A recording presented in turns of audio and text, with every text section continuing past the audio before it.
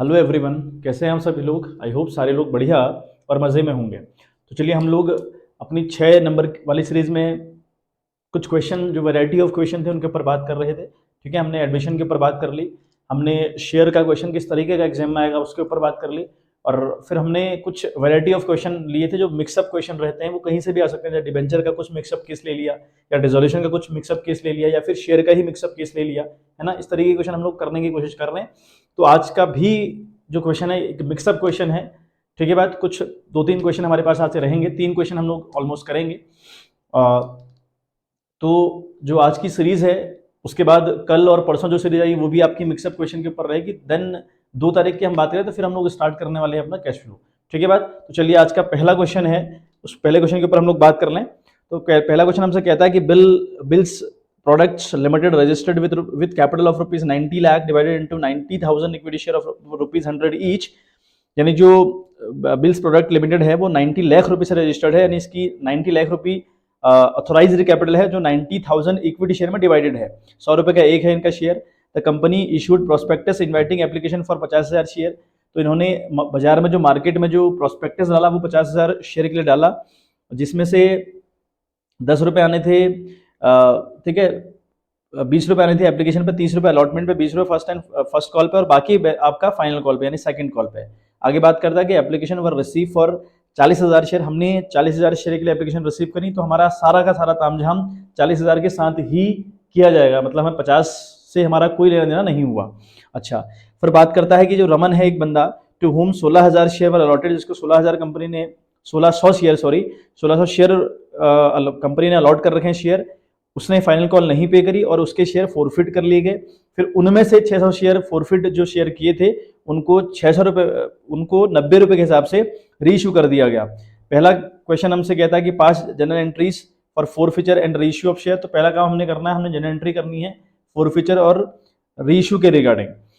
Second हमने बताना है what amount of share forfeiture account will be shown in the balance sheet. Balance sheet में हम कितना फोरफिचर का अमाउंट दिखाने वाले हैं, दूसरी बात।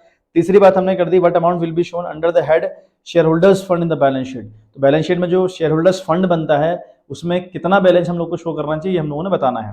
ठीक है बात, तो 3 चीजें हम लोग को रिप्रेजेंट हमने करनी है इस क्वेश्चन के रिगार्डिंग। अगर बात करें तो कंपनी की जो पूरी डिटेल है वो ये है कि 90 लाख से ये कंपनी रजिस्टर्ड है, मतलब इसकी जो 90 लाख रुपए है that is the authorised capital. आगे बात करता है जो ये 90 लाख रुपए की जो कैपिटल है वो डिवाइडेड है 90,000 इक्विटी शेयर में। ठीक बात, और वो जो शेयर रहेगा it will be of rupees 100, तो 100 रुपए का वो शेयर होगा। आगे क्वेश्चन बात करता है कि कंपनी ने मार्केट के अंदर प्रोस्पेक्टस डाला 50,000 शेयर के लिए, लोगों को 50,000 शेयर के लिए इन्वाइट किया, लेकिन सिर्फ 40,000 शेयर के लिए ही इस कंपनी ने एप्लीकेशन रिसीव करी। तो जो हमारी सारी एंट्री होंगी, सारी एंट्री का जो तामझाम रहेगा वो सिर्फ और सिर्फ 40,000 के साथ रहेगा बच्चों।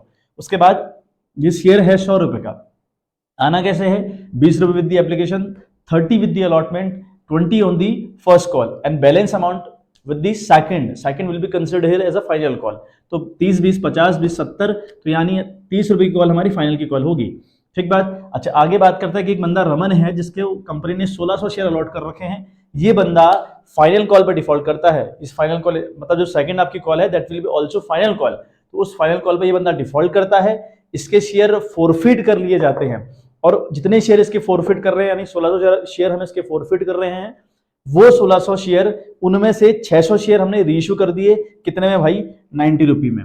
हमने 90 में वो रीइश्यू कर दिया। अब क्वेश्चन क्या पूछता है, एक बात उसने पूछी है कि हमें फोरफिट करने की एंट्री और रीइश्यू करने की एंट्री बच्चों करनी है। तो पहला काम तो हमको एंट्री करनी है, दूसरा काम हमको बताना है कि जो फोरफिट वाला अमाउंट है उसको हम कितना बैलेंस शीट में शो करने वाले हैं, दूसरी बात। तीसरी बात क्वेश्चन ने कही है कि जो शेयर होल्डर फंड हमारा होता है बैलेंस शीट में लाइबिलिटी साइड, उसमें हम कितना अमाउंट ऑल टुगेदर यानी शेयर कैपिटल का और विद द रिजर्व वगैरह जो भी मिलके उसमें होता है तो हम उसको कितना दिखाने वाले हैं, ये हमको बात करनी है बच्चों। तो चलिए बात करते हैं। आई होप क्वेश्चन अभी क्लियर हो गया होगा, कहना क्या चाह रहा है क्वेश्चन। बात करें हम पहली एंट्री की, ठीक है। तो पहली एंट्री के रिगार्डिंग अगर बात करें तो हमने शेयर फोरफिट करने हैं, है ना। एक बंदा है रमन जिसके पास 1600 शेयर है, ये हम देख रहे हैं 1600 शेयर वाला रमन है, और रमन यहां पर डिफॉल्ट कर रहा है। अगर डिफॉल्ट कर रहा है तो इसके शेयर हम क्या कर ले रहे हैं बच्चों, फोरफिट कर ले रहे हैं। ठीक है, इसके शेयर हम फोरफिट कर ले रहे हैं। देखें तो फोरफिट की एंट्री हम देखें तो ये एंट्री सारी आपने बच्चों करनी है फॉर्मेट के अंदर है, तो ये ध्यान रखें कि फॉर्मेट आपको यूज करना है विद इन द एग्जामिनेशन। देखें तो पहली एंट्री हम करें तो शेयर फॉरफिट की एंट्री होती है बेटे शेयर कैपिटल अकाउंट डेबिट, ठीक है। इक्विटी शेयर कैपिटल आप लोग लिखें, शेयर कैपिटल अकाउंट हम लोग बच्चों डेबिट करने वाले हैं, ठीक है।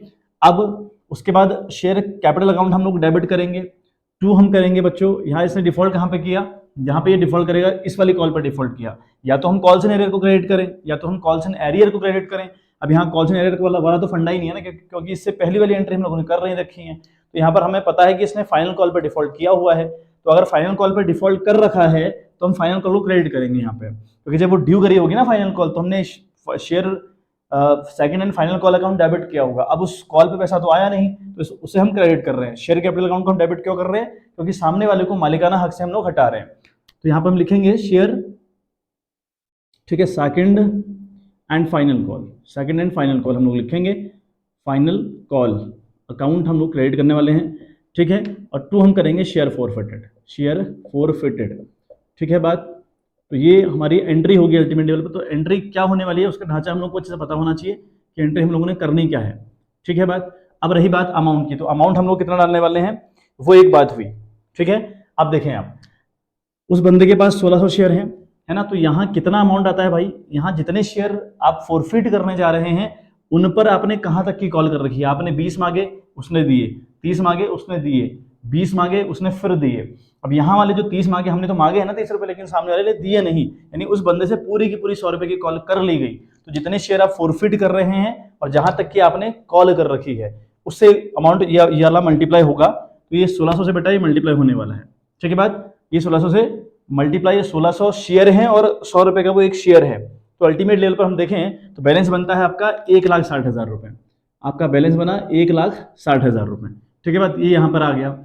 सेकंड कॉल की देखो, to second and final call है ना, तो हमने लिखा टू इक्विटी शेयर, टू या equity share second and final call, यहाँ पे लिख लें आप, to equity share second and final call account हमने क्रेडिट किया हुआ है। फिर वही बात 1600 की अगर बात करें तो 1600 शेयर के साथ जितने नहीं दिए हैं वो आएंगे आपके कॉल के वहां पे, ठीक है बात। तो 16,39,000 रुपये आपको बच्चों यहाँ पर आने वाला है, ठीक है बात। अब यहाँ पर फॉरफिट वाली बात में देखें तो चाहे आप इनका बैलेंस निकालना है ना, एग्जाम में टाइम बहुत कम रहता है तो आप ज़्यादा हिसाब ना लगाएं, 1,60 से 39,000 को लेस कर लें, आपका फॉरफिट वाला अमाउंट निकल आएगा। लेकिन अगर टाइम है तो फिर देखें कैसे करना है। 1600 फॉरफिट का मतलब क्या हुआ, जितना पैसा आ चुका है वो मैं जब्त कर रहा हूँ। ये 20 आया, ये 20 आपका आ गया था, है ना, ये आपका 30 आ गया था, ये आपका 20 आ गया था, यानी अल्टीमेट लेवल पर आपके पास 70 आ चुके हैं, ठीक है। आपके पास 1600 इंटू 70 आ चुके हैं। तो देखें 1600 इंटू 70 कितना होता है, ठीक है बात। 1600 इंटू 70 तो ये होता है बेटा 1,12,000, तो ये बन रहा है आपका 1,12,000, ठीक है बात। तो 1,12,000 आप लोगों ने फॉरफिट कर लिया, तो ये तो हो गई एंट्री फॉरफिट की। तो नरेशन आप लोग लिखें इसमें that being 1600 share forfeited for non payment of final call money, ठीक है बात। Being 1600 share forfeited for non payment of final call money, ठीक है बात। चलिए आगे बात समझें, आगे हम लोगों ने क्या करना है, ठीक है। आगे हमने अभी सेकेंड एंट्री रीइश्यू की दिखानी है कि रीइश्यू हम लोग किस तरीके से करने वाले हैं। तो रीइश्यू की एंट्री भाई क्या रहेगी, अब आप 1600 शेयर में से 600 शेयर को बेच रहे हैं, बेचने में का मतलब हुआ आप पैसा कमाएंगे सामने वाले से, तो बैंक में आपके पैसा आने वाला है, तो हम लिखेंगे बैंक अकाउंट डेबिट, ठीक है, हम लिखेंगे बैंक अकाउंट डेबिट, ठीक है बात। तो बैंक अकाउंट हम डेबिट करेंगे और हम कर देंगे to equity share capital account, ठीक है, इक्विटी शेयर कैपिटल अकाउंट। ये तो होती है रीइश्यू करने की एंट्री। अब देखें आप जो 100 का शेयर है ना उसको बेच कितने में रहे हैं, यहाँ दिखा है कि जब रीइश्यू करने की बारी आई तो रीइश्यू हुआ 90 रुपये में, मतलब आपको 10 रुपये का लॉस हुआ। उस लॉस को हम डेबिट करते हैं, है ना, उस लॉस जो हमको लॉस हुआ था, ये लॉस हमेशा डेबिट जाती है, लेकिन इस लॉस को हम रिकवर कर लेते हैं इस वाले अमाउंट से, शेयर फॉरफिटेड वाले अमाउंट से। तो अगर इससे हम रिकवरी कर रहे हैं तो ये आप डेबिट जाएगा, तो लिखेंगे शेयर फॉरफिटेड अकाउंट, ठीक है बात। हम लिखने वाले हैं शेयर फॉरफिटेड अकाउंट डेबिट, ये भी हम डेबिट करेंगे, ठीक बात। अब देखें अमाउंट का क्या मामला है पूरा। बैंक अकाउंट में कितना आएगा, आप 600 शेयर बेच रहे हैं, आप रीइश्यू कर रहे हैं 600 शेयर और कर रहे हैं 90 रुपये में, है ना, तो 6 × 54 यानी 54,000 रुपये आपके पास यहाँ बैंक में आने वाले हैं, ठीक है बात। अच्छा 600 शेयर पर आपको 10 का लॉस होता है, ठीक है बात। जब 600 शेयर आप रीइश्यू कर रहे हैं तो आप 100 का शेयर है लेकिन बेच रहे हैं उसको 90 रुपये में, मतलब आपका 10 का लॉस हुआ।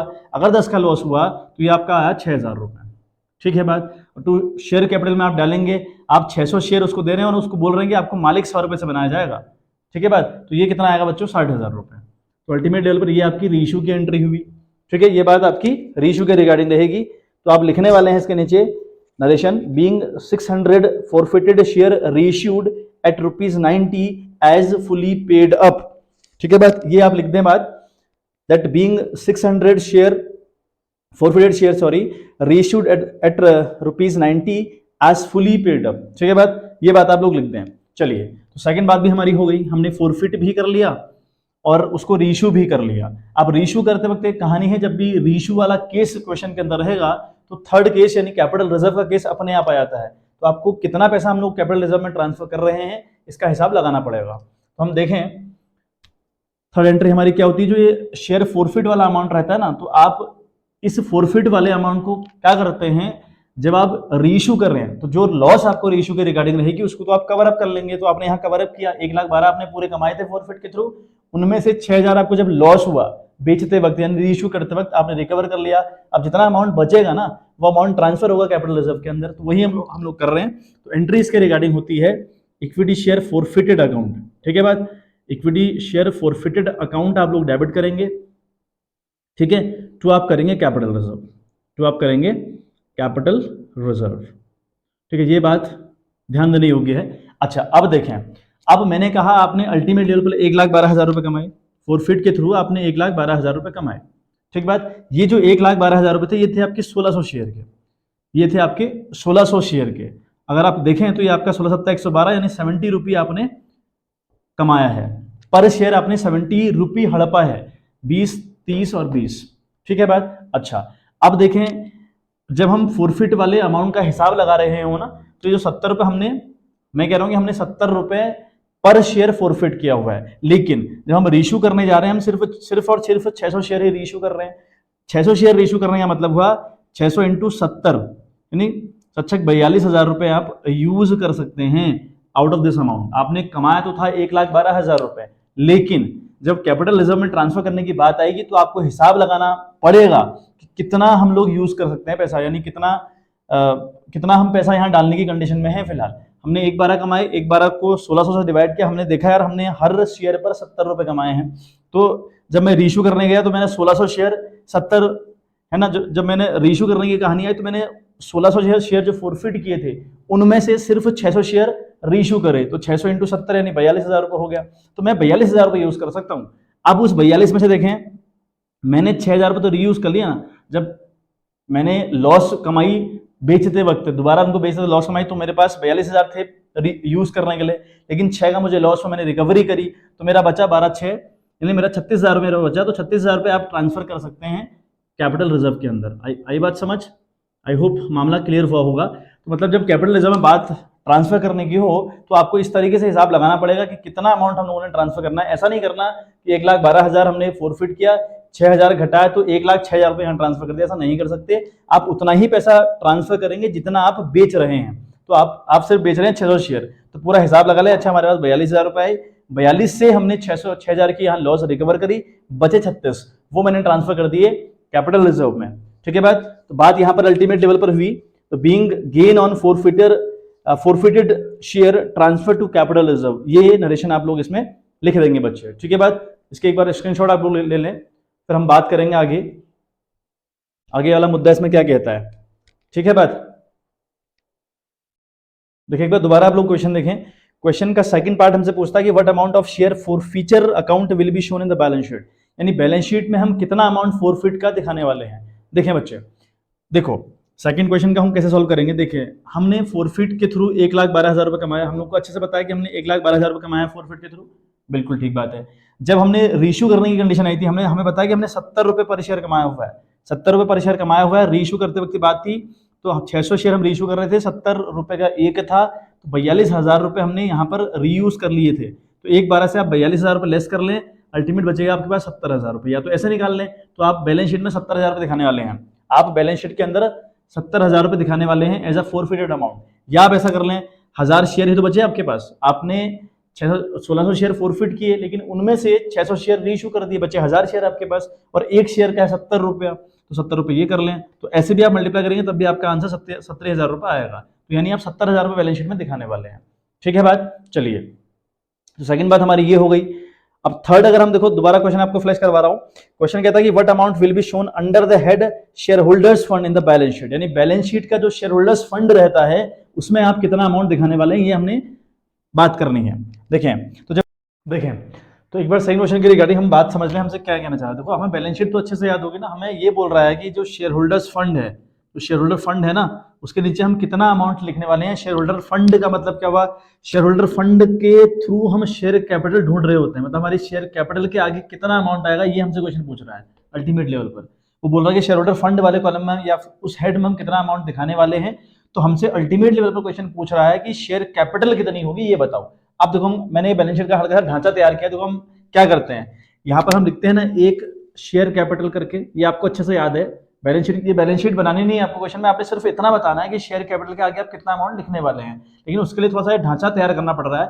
शेयर कैपिटल में हम पहला क्या लिखते हैं बच्चे, ऑथोराइज्ड कैपिटल। ऑथोराइज कितनी है, 90,000 इसके पास इक्विटी शेयर है, 100 का है ये, तो इसके ऑथोराइज्ड कैपिटल उसको आप यहाँ लिख देंगे, उसको डिपेक्ट कर देंगे। फिर हम लोग लिखते हैं इशूड कैपिटल, है ना। इशूड कैपिटल कितनी है भाई, इशू का मतलब आपने कितने इशू किए, 40,000 आप लोगों ने किए, 50,000 इशू शेयर इशू किए, ठीक बात। उसके बाद थर्ड कैटेगरी बनती है सब्सक्राइब एंड, है ना, सब्सक्राइब कैपिटल की बनती है थर्ड कैटेगरी। उस कैटेगरी में दो कैटेगरी बनती हैं। थर्ड बनी हमारी सब्सक्राइब्ड कैपिटल, उसमें दो और हेड बनते हैं, subscribed and fully paid up, subscribe but not fully paid up. लेकिन ये कब होगा, जब क्वेश्चन के अंदर कॉल्स एंड एरियर की कहानी हो और आपने रीइश्यू ना किया हो, ठीक बात। अब यहाँ कॉल्स एंड एरियर की कहानी तो थी नहीं, या कॉल्स एंड एरियर की कहानी थी भी तो फिर हमने क्या कर दिया, हमने रीइश्यू कर दिए। तो रीइश्यू करते वक्त जो कैटेगरी है ना, subscribe but not fully paid up वाली कैटेगरी नहीं बनती, सिर्फ एक कैटेगरी बनती है, मैं उस पर काम कर रहा हूँ, है ना। हमारी थर्ड कैटेगरी बनती है सब्सक्राइब्ड कैपिटल की, है ना। सब्सक्राइब कैपिटल बनी तो इसमें एक हेड बना, ठीक है, subscribed and fully paid up. Fully paid up समझे, एक बार बात आराम से इसको समझें। देखें आप बात क्या मामला हुआ, हमारे पास 40,000 शेयर थे, हाँ या ना, बिल्कुल थे सर, जिसमें से हमने 1600 तो फोरफिट कर लिए, 1600 कैंसिल आउट कर लिए, ठीक बात। कितने बचे, 400, यहाँ 9 से 1 गया तो आपका रहा 8 और यहाँ रहा 38, तो 38,400 बचे कि नहीं बचे। फिर इन 1600 में से जो हमने फोरफिट किए थे 600 फिर रीइश्यू कर दिए, तो अब कितने हो गए भाई, अब हो गए आपके 39,000, हो गए कि नहीं हो गए 39,000।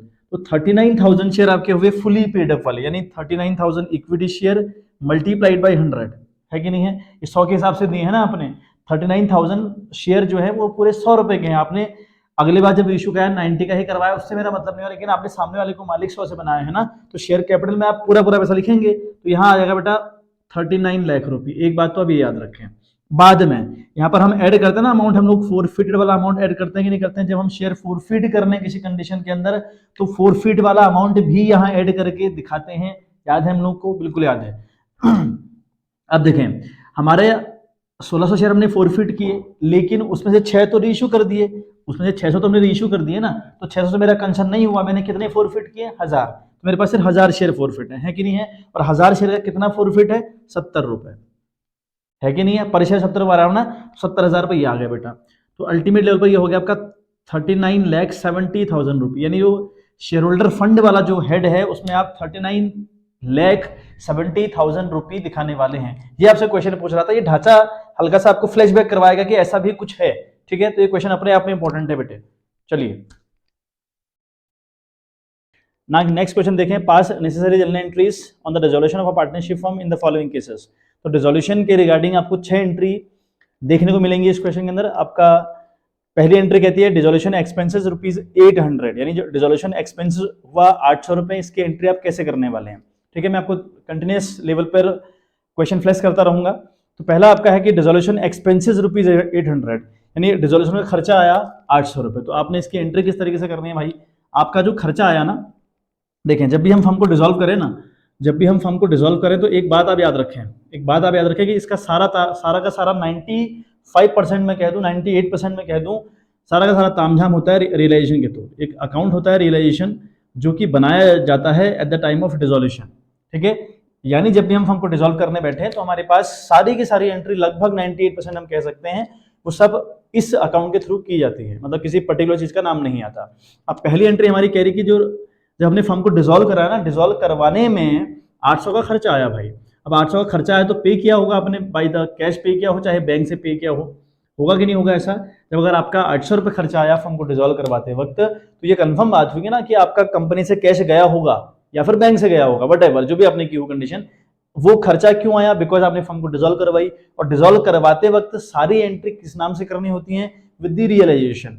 तो कैश आपका क्रेडिट जाएगा, रियलाइजेशन आपका डेबिट जाएगा। तो पहली एंट्री बच्चों हम करने वाले हैं, पहली एंट्री हम करने वाले हैं बच्चों रियलाइजेशन अकाउंट, है ना, हम करने वाले हैं रियलाइजेशन अकाउंट, आपका डेबिट जाएगा, है ना, आपका डेबिट विद ₹800। और टू हम करेंगे बैंक, कर लें आप चाहे आप कैश कर लें, कोई दिक्कत परेशानी उस बात से नहीं है, तो बैंक अकाउंट या to cash account whatever. तो आपने क्रेडिट किया विद ₹800। तो ये बात थी।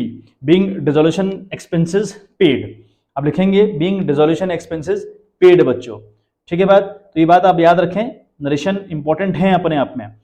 फिर बात करें आप, सेकंड क्वेश्चन लिखा है कि Gita partner whose was appointed to look after the dissolution work for which she was allowed a remuneration with ₹10,000. Geeta agreed to bear the dissolution expenses. Actual dissolution expenses ₹9,500 were paid by Geeta. समझें एक बारी बात, ultimate level पर हुआ क्या है ना। फिर मैं एक बार आपको फिर बता दूं, सारी एंट्री रियलाइजेशन के नाम से करी जाएंगी। देखें, आपने फर्म को डिसॉल्व करने के लिए एक गीता है ये रखी है, इसको एज अ रेम्यूनरेशन 10,000 रुपये आप देने वाले हैं। इससे आपकी डील हुई कि भाई आप फर्म को डिसॉल्व करवाओ, मतलब फर्म की बात हुई है, फर्म की बात हुई कि गीता आप फर्म को डिसॉल्व करवाओ, आपको 10,000 रुपये एज अ रेम्यूनरेशन या एज अ कमीशन कह लें, है ना, मजदूरी कह लें, वो आपको मिलने वाली 10,000 रुपये। और गीता ने ये एग्री किया कि डिसॉल्यूशन में जितना भी खर्चा आएगा उसको मैं बियर करूंगी, लेकिन मुझे अल्टीमेट लेवल पर 10,000 रुपये चाहिए। मतलब ठेका ले लिया, फर्म को डिसॉल्व करवाने का ठेका ले लिया कि मैं फर्म को डिसॉल्व करवाऊंगी और मुझे 10,000 रुपये देना, और जितना भी खर्चा नीचे आए ऊपर आए वो मेरा हेडेक रहा। वो कंपनी कहेगी ठीक है भाई आप 10,000 पकड़ लेना, ऊपर आए हमारी दिक्कत नहीं, नीचे आए हमारी दिक्कत नहीं। ऊपर आए मतलब 10,000 से ऊपर खर्चा आए तो हमारी परेशानी नहीं है, अगर नीचे आएगा तो हमारी परेशानी नहीं है। अब जब एक्चुअल में डिसॉल्यूशन एक्सपेंसेस पे किया गया बाय द गीता, वो किया गया 9,500 रुपये, ठीक बात। तो 9,500 किया गया। अब गीता ने कितना किया, उसने 9,500 किया कि 9 किया कि 8 किया कि 12 किया कि 15 किया, हमारा उससे कंसर्न है ही नहीं। हमारा कंसर्न क्या था, हमने तो उसको ठेका दिया था ना 10,000 रुपये में, तो हम तो इसको 10,000 रुपये देंगे। अब अगर देंगे तो हमारा जाएगा भाई, है ना, पैसा जाएगा। लेकिन पैसा ऑन द स्पॉट नहीं दिया जाता कभी भी कंपनी की, पूरी अकाउंटिंग की तुम्हें नगद पैसा नहीं देने का काम हम नहीं करते। तो गीता वैसे ही पार्टनर है, तो पार्टनर अगर है तो इससे हमने कहा कि हो जाएगा तेरे साथ, और अगर हो जाएगा तो गीता की फ्यूचर में इनकम बनने वाली है। और कभी भी पार्टनर की इनकम बने पूरी पार्टनरशिप के अंदर, तो वो पर्टिकुलर बंदा क्रेडिट जाया करता है। तो गीता तो जाएगी यहाँ पर क्रेडिट विद ₹10,000, ठीक है बात। डेबिट क्या करूं भाई, डेबिट क्या करूं, ये डिसोल्यूशन का खर्चा था, और जितनी भी एंट्री होती हैं डिसोल्यूशन के रिगार्डिंग वो होती है रियलाइजेशन के नाम से। तो हम करेंगे एंट्री, सेकंड वाली एंट्री हम लोग करने वाले हैं बच्चों रियलाइजेशन अकाउंट डेबिट, है ना, रियलाइजेशन अकाउंट हम लोग डेबिट करेंगे विथ ₹10,000, है ना। और टू हम कर देंगे तो गीतास कैपिटल अकाउंट, गीता हमारी पार्टनर है तो गीतास कैपिटल अकाउंट, तो गीता के अकाउंट में पैसा ट्रांसफर कर दिया जाएगा, है ना, विथ ₹10,000। तो हम लोग लिखें, ठीक है, हम लोग लिखें बात that being remuneration paid to Gita for dissolve the firm, है ना, फॉर डिसॉल्व द फर्म। तो ये बात हम लोग समझें अच्छे से। अच्छा, फिर आपका देखें आप, सेकंड मुझसे छूट गया था बेटे, जो एंट्री थी ना, थर्ड मैंने पहले कर दी, तो मैं यहाँ पर नंबर डाल रहा हूँ थर्ड वाला, सेकंड वाला अब हम करेंगे। प्रभु वाला था वो पढ़ने में तो मिस्टेक कर दी। देखिए सेकंड वाला जो क्वेश्चन हमारे हमसे कहता है इसमें, dissolution expenses 800 were paid by Prabhu a partner. अच्छा, डिसोल्यूशन का खर्चा हमारा कितना आया, फर्म को डिसोल्व करवाने का खर्चा आया बच्चे 800 रुपये, लेकिन ये 800 रुपये पे किया गया एक पार्टनर जिसका नाम है प्रभु, जिसका नाम क्या है, प्रभु। तो प्रभु ने ये 800 रुपये पे किया है, कंपनी ने नहीं किया। अगर कंपनी ने पे नहीं किया तो कैश तो कंपनी से गया ही नहीं होगा, अगर कैश नहीं गया है तो टू बैंक और टू कैश तो नहीं आएगा, एक बात। दूसरा, ये 800 रुपये किसने पे किया, प्रभु ने। ये 800 रुपये प्रभु को कंपनी ने को कभी ना कभी पे करना पड़ेगा, यस और नो, कभी ना कभी कंपनी को ये 800 रुपये प्रभु को पे करना पड़ेगा। अगर पे करना पड़ेगा तो प्रभु की इनकम बनी, अगर प्रभु की इनकम बनी तो प्रभु जाएगा बच्चों क्रेडिट, और सारे के सारे एंट्री होती किस नाम से है, with the name of realisation. तो हम यहाँ पे एंट्री करेंगे बच्चों, हम यहाँ पर फिर एंट्री कर देंगे रियलाइजेशन अकाउंट डेबिट, है ना, हम करेंगे रियलाइजेशन अकाउंट डेबिट विथ ₹800, और यहाँ पर लिखेंगे टू प्रभुज कैपिटल अकाउंट, यहाँ पर हम लिख देंगे टू प्रभुज कैपिटल अकाउंट, ये अमाउंट जाएगा प्रभु को, तो प्रभुज कैपिटल अकाउंट विथ ₹800। ठीक है, लिख देंगे being dissolution expenses were paid by Prabhu a partner, है ना, dissolution expenses were paid by a partner Prabhu. ठीक है बात, ये बात हम लोग कर लेंगे। तो कोई भी आप बात लिख लें, मतलब रिलेवेंट बात आप लिखें नरेशन में, कोई ऐसा रामबाण तो है नहीं या फिर कोई लक्ष्मण के एक तो है नहीं, एग्जैक्ट आना चाहिए। तो जो हो रहा है क्वेश्चन के अंदर वो आप रिलेवेंट थोड़ा बहुत लिख देंगे तो आपको नंबर दे दिए जाएंगे। चलिए चौथी बात हम लोग करें। चौथी बात के रिगार्डिंग हम बात समझें अगर क्या हमें दिया है, तो चौथी बात में कहता है कि Janaki a partner agreed to look after the dissolution work for a commission of ₹5,000, यानी जानकी ने ये एग्री किया कि मैं कंपनी को डिसॉल्व करवाने का सारा काम मैं झेलूंगी, लेकिन कमीशन लूंगी ₹5,000। ठीक है, जानकी ने ये डील करी और Janaki agreed to bear the dissolution expenses कहा है। Actual dissolution expenses 5,500 were paid by Mohan another partner on behalf of Janaki. ये थोड़ा क्वेश्चन बहुत सही क्वेश्चन मैं कहूंगा, बहुत अच्छा क्वेश्चन, थोड़ा घुमा हुआ क्वेश्चन मैं कहूंगा इसको, है ना, काफी बढ़िया क्वेश्चन है। देखें इसके बैकग्राउंड, जो म्यूजिक इसके बैकग्राउंड में बज रहा है ना, वो एक बार समझने का प्रयास करें। देखें, जानकी को कंपनी ने अपॉइंट किया, जानकी को कंपनी ने अपॉइंट किया कि आप फर्म को डिसॉल्व करें और डिसॉल्व करने के बदले आपको कंपनी ₹5,000 कमीशन प्रोवाइड करवाएगी। ठीक बात, तो अल्टीमेट ये समझें आप, एक सिंपल सी बात आप ये समझें कि जानकी ठेकेदार है, इसने फर्म से ₹5,000 में फर्म को डिसॉल्व करने का ठेका ले लिया। अब खर्चा उससे ऊपर आए उससे नीचे आए, कंपनी को उससे कोई मतलब नहीं है, सिर्फ कंपनी इसको सिर्फ और सिर्फ ₹5,000 देगी, ₹5,000 भी नगद नहीं देगी, इसके अकाउंट में कंपनी ट्रांसफर कर देगी। अच्छा, उसके बाद क्या होता है, जब फर्म को इसने डिसॉल्व करवाया तो खर्चा आया ₹5,500। ये एक बात कही है कि जब जानकी ने फर्म को डिसॉल्व करवाया तो जो खर्चा आया ना बच्चों, वो आया ₹5,500। ठीक है, और वो ₹5,500 पे किया गया, वो ₹5,500 पे किया गया, एक बंदा है वहां पर मोहन, है ना, उसने किया, है ना, एक बंदा है मोहन, तो उसने ये खर्चा पे किया ऑन बिहाफ ऑफ जानकी। ये है पूरा क्वेश्चन। जानकी को कंपनी ने अपॉइंट किया कि भाई फर्म को डिसॉल्व करवा, ₹5,000 ले लेना फर्म से, उसने कहा ठीक है, और डिसोल्यूशन का खर्चा कितना आएगा उससे कंपनी का कोई लेना देना नहीं हुआ, नीचे आए तो दिक्कत नहीं, ऊपर आए तो दिक्कत नहीं, कंपनी का कोई कंसर्न नहीं है। अब जब इसने फर्म को डिसॉल्व कराया, खर्चा आया 5,500, इसके पास थे नहीं, तो इसने मोहन से कहा होगा कि मोहन यार मेरा जो खर्चा है वो 5,500 आ गया, तू पे कर दे, जैसे कंपनी मेरे को पे कर देगी मैं तेरा उधार दे दूंगी। तो मोहन ने कहा ठीक है, तो मोहन ने जानकी के बिहाफ पर 5,500 पे कर दिए। ठीक बात, अब मोहन से कंपनी का तो कंसर्न है नहीं कुछ, है ना, कंपनी का कंसर्न जानकी से है। इसकी मैं 2 एंट्री कर दे रहा हूँ, दोनों एंट्री समझने का प्रयास करिएगा। ये चौथी बात हमारी है, इसकी रिगार्डिंग 2 एंट्री होंगी। ठीक है, वो बात देखें, जानकी को 5,000 कंपनी पे करेगी फ्यूचर में, अभी तो करेगी नहीं, फ्यूचर में, अगर फ्यूचर में करेगी तो जानकी जाएगी बच्चों क्रेडिट, है ना, और डेबिट किसे करें, रियलाइजेशन। तो हम करेंगे एंट्री, है ना, हम एंट्री करने वाले हैं रियलाइजेशन अकाउंट डेबिट हम लोग करेंगे, रियलाइजेशन अकाउंट डेबिट जाएगा विथ ₹5,000। ठीक है बात, और 2 करें हम जानकीज कैपिटल अकाउंट, है ना, 2 हम कर देंगे जानकीज कैपिटल अकाउंट, हम लोग कर देंगे जानकीज कैपिटल अकाउंट, ये हम क्रेडिट करेंगे विथ ₹5,000। ठीक, being commission paid to Janaki for dissolve the firm, ये हम नरेशन इसमें लिख दें। अच्छा, बी वाला अगर हम बात समझे, बी वाले में क्या एंट्री हम लोग करने वाले हैं, अब इनका क्या तामझाम रहेगा, क्योंकि मोहन भी हमारा पार्टनर, जानकी भी हमारी पार्टनर, तो हमको एंट्री तो करनी पड़ेगी, है ना। अब ये खर्चा मोहन ने पे किया, किसके बिहाफ पे, जानकी के बिहाफ पे, तो मोहन सोचिए ना, मोहन इससे खर्चा लेगा कि नहीं लेगा, बिल्कुल लेगा, है ना।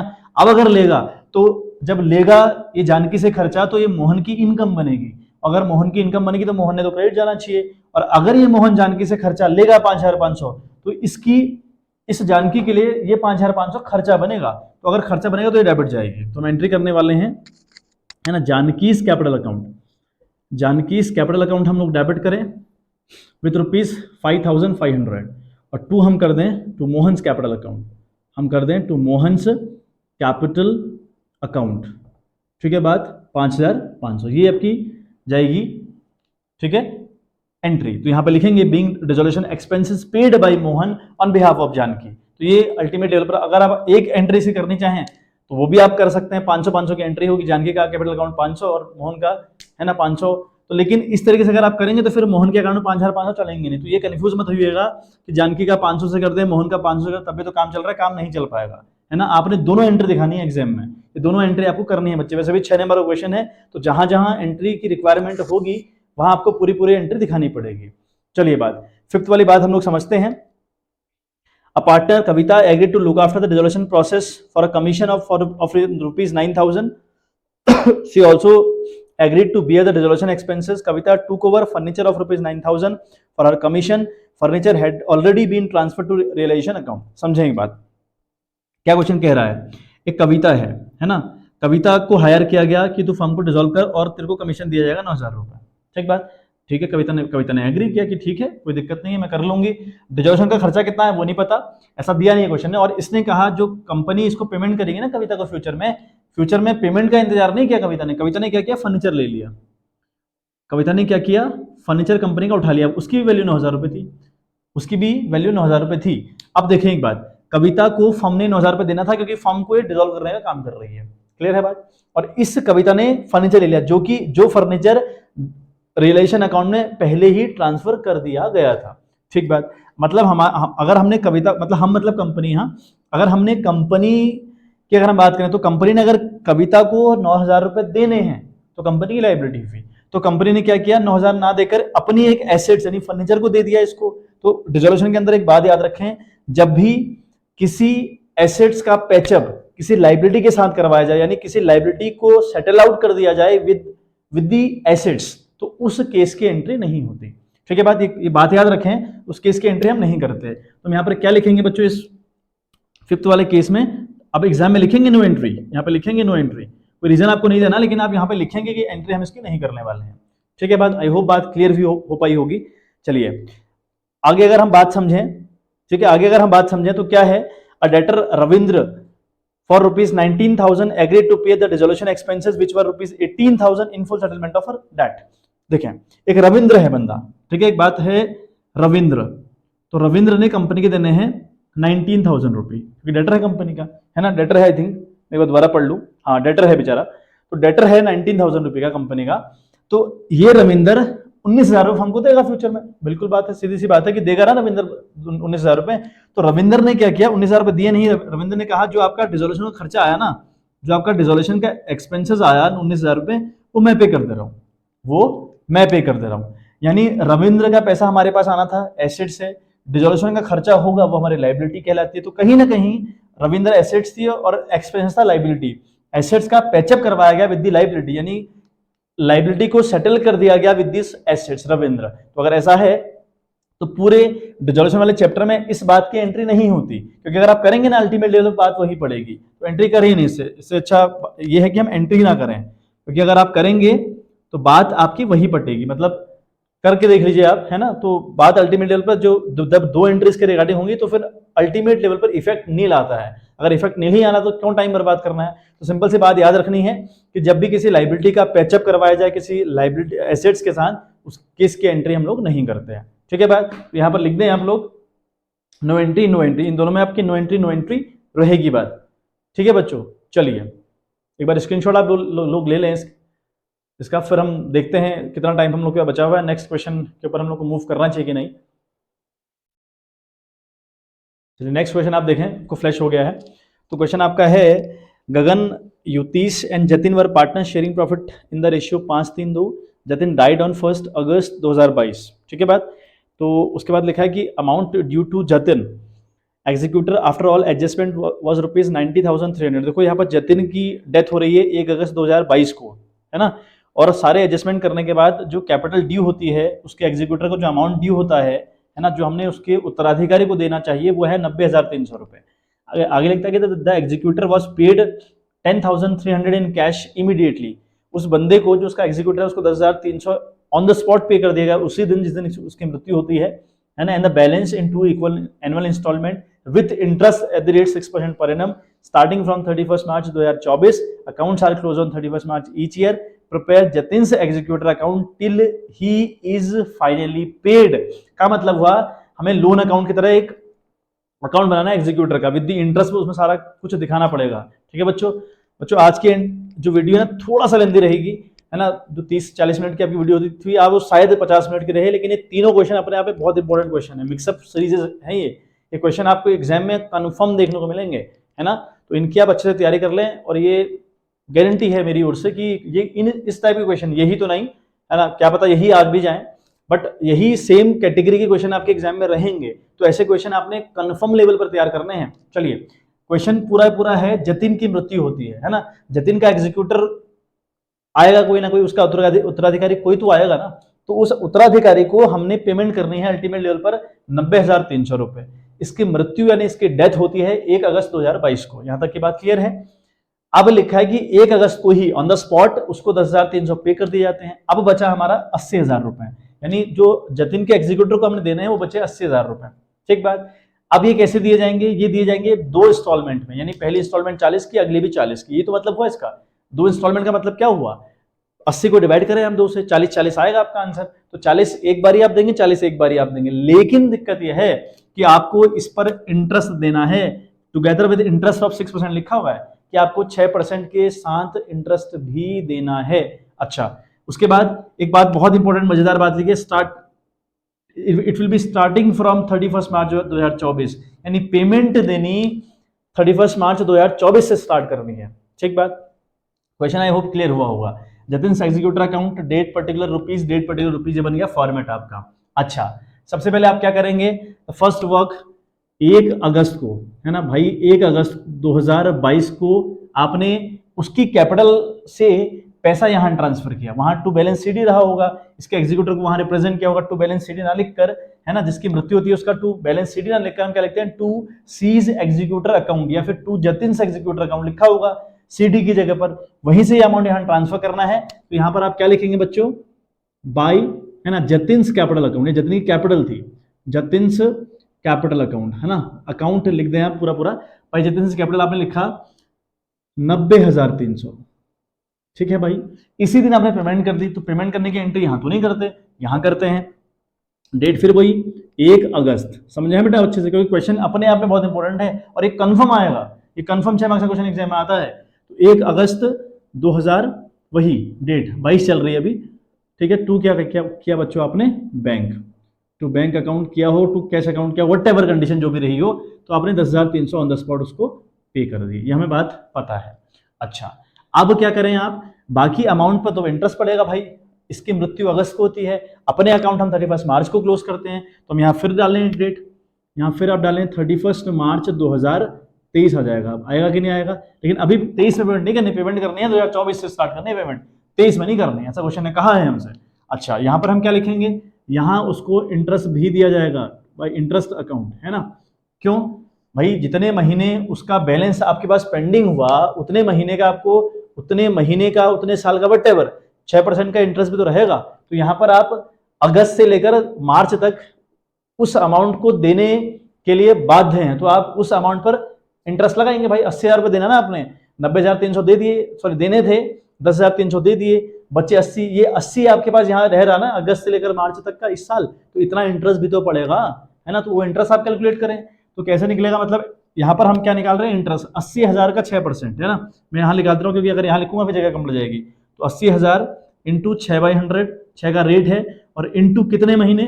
अगस्त से स्टार्ट करें, अब 1 तारीख को हमारा है अगस्त, सितंबर, अक्टूबर, नवंबर, दिसंबर, जनवरी, फरवरी, मार्च, ये 8 महीने हो रहे हैं। ठीक है, तो 8/12 क्लियर है बात? ये बात आई होप क्लियर होगी। तो ये आपका 3200 रुपये आ रहा है बच्चे, ये आपका आ रहा है इंटरेस्ट 3200 रुपये, है ना, ये आपका आ रहा है 3200 रुपये। तो ये टोटलिंग करें आप 500 और यहाँ 3, यहाँ 9, ये हो गया आपका 93,300, सॉरी 500। तो यहाँ अगेन 93,500।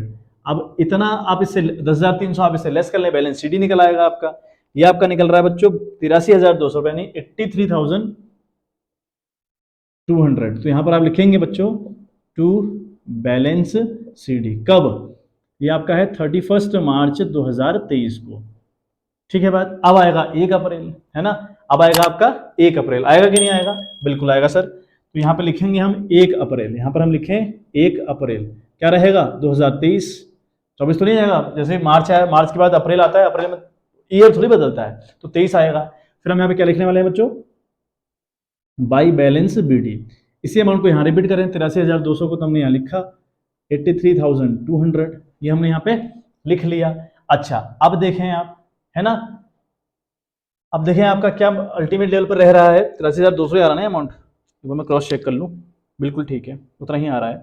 अच्छा, अब देखें तो अप्रैल में आप यहाँ आए, है ना, पेमेंट आपने 31 मार्च को करनी है, ये बात याद रखें। कई बार अगस्त में ही करनी होती है, लेकिन यहाँ क्वेश्चन थोड़ा सा डिफरेंट है, यहाँ पर पेमेंट 31 मार्च को ही करनी है, तो कोई दिक्कत परेशानी नहीं है। 31 मार्च अगर यहाँ का इंटरेस्ट लगाइए, है ना, यहाँ पर भी इंटरेस्ट लगाइए, तो फिर आप क्या लिखेंगे 31 मार्च 2024 आएगा, अभी यहाँ से पेमेंट स्टार्ट करनी है, तो यहाँ तक का इंटरेस्ट भी लिखेंगे आप, है ना, बाई इंटरेस्ट अकाउंट।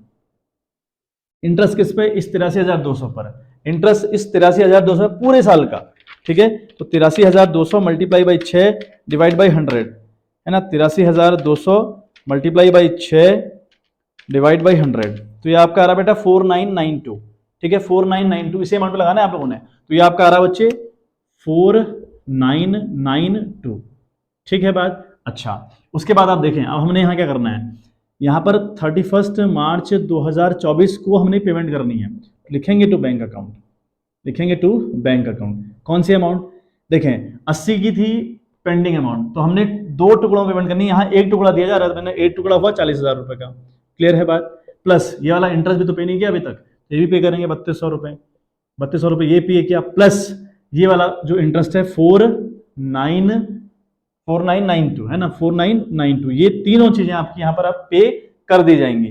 तो 40,000, 3200 और 4992, ये आपका हो रहा है 48,192, अल्टीमेट हो रहा है आपका 48,192 रुपये, ठीक बात। आई होप बात क्लियर हुई होगी। तो 83,200 और 4,092 करके ये आपका जो अमाउंट बच रहा है बेटे, ये आपका हो रहा है ना, ये आपका हो रहा है 84,192 रुपये, ये आपका हो रहा है 84,192, है ना। चेक कर लें एक बार, 2 9 और 2 11 के 1 3 1 4, है ना, 84,000 तो नहीं होना चाहिए इसमें, 88,192, सॉरी 88,192, 4 हाँ 88,192 रुपये, ये आपका 88,192, यहाँ भी हम लिखेंगे 88,192, 88,192। अब इस 88,192 से 39,192 कर लें आप, वो आपका टू बैलेंस CD रहेगा बच्चे, टू बैलेंस CD वो कितना रहेगा आपका 40,000, वही तो बैलेंस है आपका, वही तो बैलेंस है। हमने 80 में से 40 तो यहाँ दे दिया, ये वाला इंटरेस्ट भी पे कर दिया, ये वाला इंटरेस्ट भी पे कर दिया, तो 40 ही बचना चाहिए। तो मेरा क्रॉस चेक करने का तरीका होगा, यहाँ 40 ही आंसर आना चाहिए, तो बैलेंस CD आपका 40 ही आ रहा है, एक बार क्रॉस चेक कर लें आप, ये 40,000 ही आपका बच रहा है बच्चों, ठीक है बात। ये भी आपकी कहानी 31 मार्च 2014 की ही है।